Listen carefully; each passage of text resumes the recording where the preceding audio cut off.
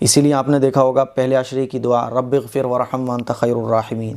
تو یہ جو دعائیں بتائی جاتی ہیں یہ کوئی حدیث سے منقول نہیں ہے، یہ لوگوں کی سہولت کے لیے، چونکہ تینوں عشروں کی خصوصیت حدیث میں بیان کی گئی ہے، اسی خصوصیات کی بنا پر علماء اکرام نے، بزرگان دین نے لوگوں کی سہولت کے لیے دعا کے الفاظ بیان کر دیے ہیں. وہ کیا کیا الفاظ ہیں آئیے جانتے ہیں. پہلے عشرے میں یا حی یا قیوم برحمتک نستغیث، اس کی ہمیں کثرت کرنا چاہیے اپنی دعاؤں میں.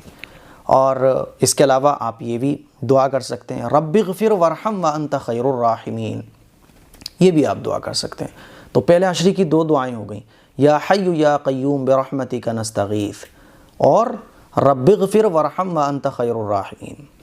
جب بھی دعا مانگیں تو ان الفاظ کو خوب مانگیں، یا حی یا قیوم برحمتک نستغیث، اس ٹائپ سے.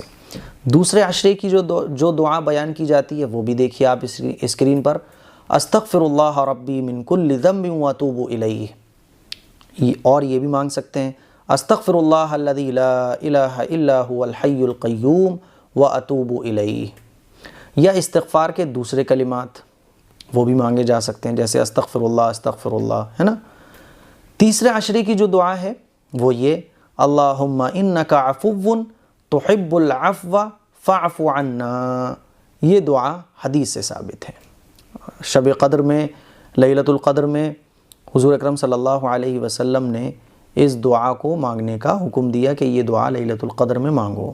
اور اللہم اعتق رقابنا من النار، یہ بھی ہمیں تیسرے عشرے میں پڑھنا چاہیے.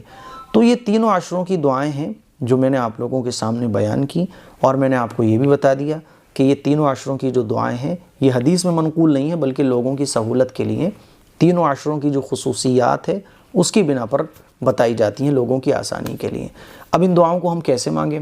ہاتھ اٹھا کے جب بھی ہم دعا کر رہے ہوں افطار کے وقت یا فرض نمازوں کے بعد، تو بس ہاتھ اٹھا کے ہم جب اور دعائیں مانگیں تو یہ بھی مانگ لیں استغفر اللہ ربی من کل ذنب واتوب الیہ، استغفر اللہ ربی من کل ذنب واتوب الیہ، اس ٹائپ سے. ٹھیک ہے نا؟ تو مجھے امید ہے یہ مسئلے اور یہ ساری چیزیں آپ سمجھ گئے ہوں گے. السلام علیکم ورحمۃ اللہ وبرکاتہ.